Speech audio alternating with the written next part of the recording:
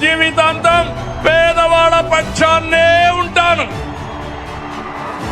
వాళ్ళ కోసమే పనిచేస్తాను.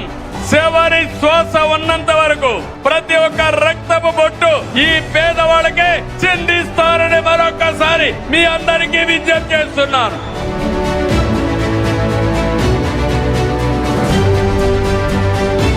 రాష్ట్రంలో ఉండే ప్రజలందరికీ విజ్ఞప్తి చేస్తున్నా, అన్ని పనులు చేస్తాం, మీరు కూడా సహకరించమని ప్రజలందరినీ కోరుతున్నాను.